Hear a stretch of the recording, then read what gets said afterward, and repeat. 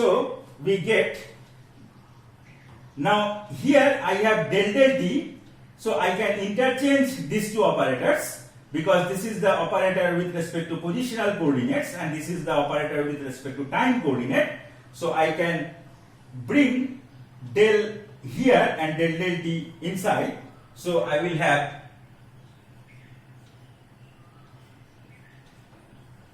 gradient of beta plus gradient of del lambda del t, that is equal to 0. So I can combine this, or gradient of beta plus del lambda del t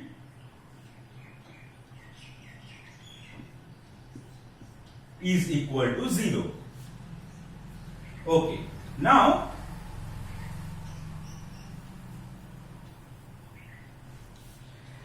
from this equation we can conclude that this term inside the bracket does not depend on positional coordinates.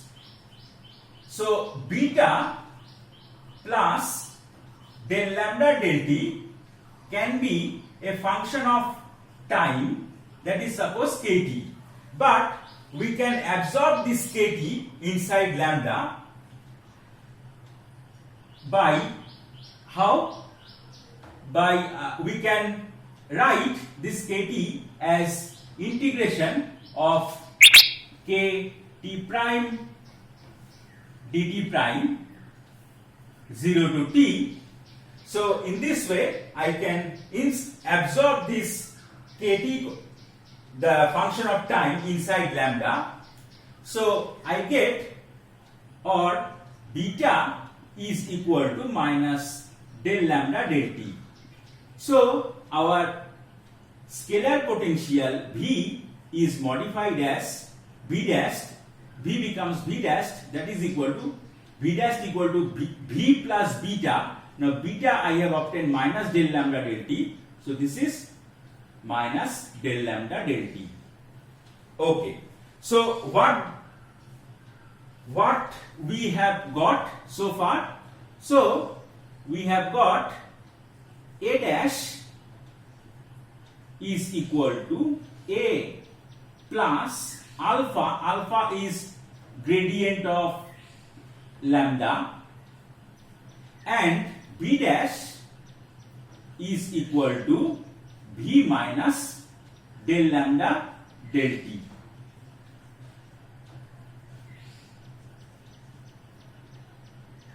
Del t. So magnetic vector potential and scalar potential obey, or they can undergo such transformation so that the electric field E and magnetic field B do not change. So this kind of transformations are called gauge transformations. Gauge transformations.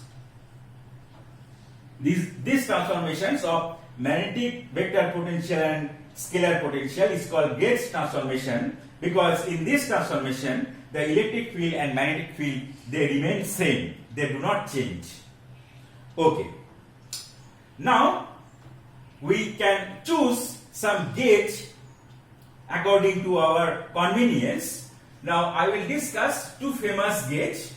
One is Coulomb gauge and another is Lorentz gauge. So in Coulomb gauge,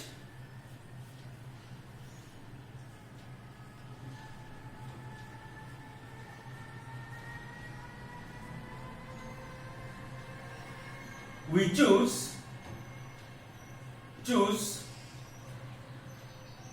del dot A equal to 0. This is called the Coulomb gauge. Now if we choose del dot A equal to 0, see the first equation is modified because this term becomes 0. So we get, so first equation, this equation becomes del square V is equal to minus rho by epsilon 0.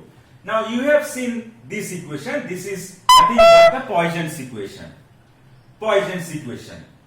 Okay, but this V is not sufficient to determine E, electric field, because in electric field we have magnetic vector potential also. Okay, so this is how the first equation is modified, and let us see how the number 2 equation is modified. Let us see, because this term will be 0, so this is equation number 3, and this equation becomes del square A minus mu 0 epsilon 0 del square A del T square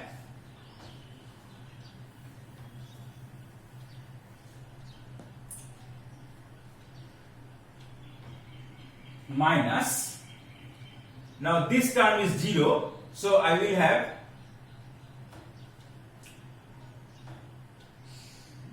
minus mu 0 epsilon 0 gradient of del V del T, and that is equal to minus mu 0 J. So this is how the second equation, that is the Maxwell's fourth equation, is modified by using Coulomb gauge. Okay, now I will describe Lorentz gauge. So in Lorentz gauge we take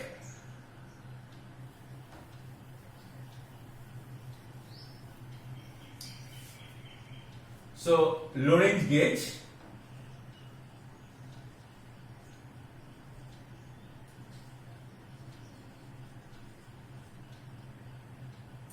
now here we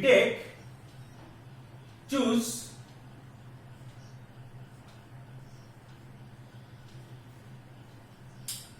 this term, we choose as 0, that is del dot A we actually choose to be minus mu 0 epsilon 0 del V del T.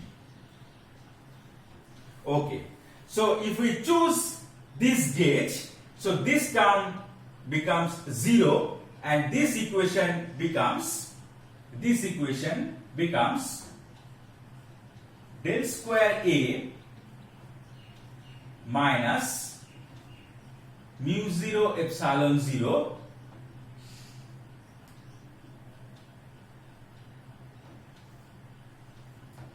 del square A del T square,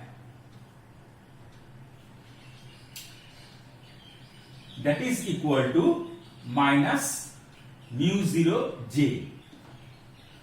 Okay, and how this term is modified? See, del dot A is minus mu 0 epsilon 0 del V del T. So if I put this term here, we get, or del square V minus mu 0 epsilon 0. So if I put this term here, so I will have second derivative of time del T square V, that is equal to minus rho by epsilon 0.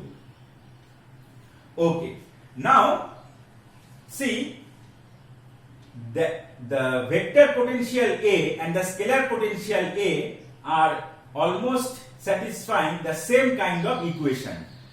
Only the difference is that on the right hand side I have a current density vector, here I have charge density vector, and V is a scalar quantity, A is a vector quantity.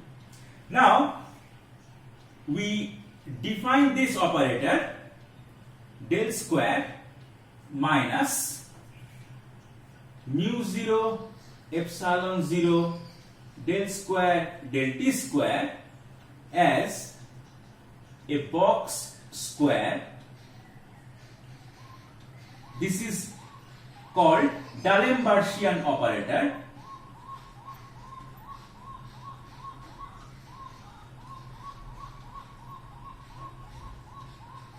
D'Alembertian. Okay. So if in terms of this box square, I can write this equation as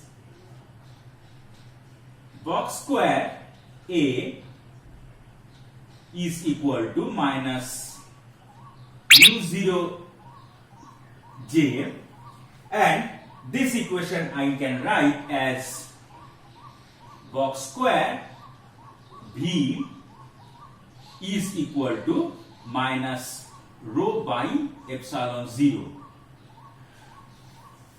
So we can see that in Lorentz gauge, the magnetic vector potential and scalar potential, they are treated on equal footing. They are treated on equal footing. So in Lorentz gauge, V and A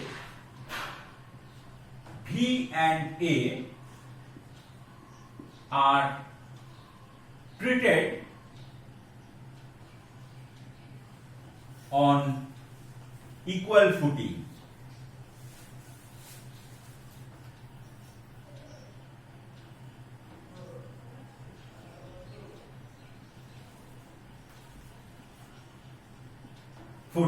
So this is the usefulness of Lorentz gauge.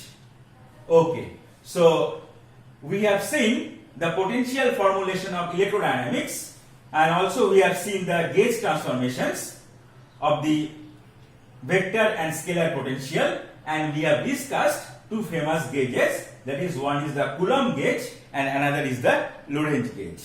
Okay, so this much is for today. Thank you.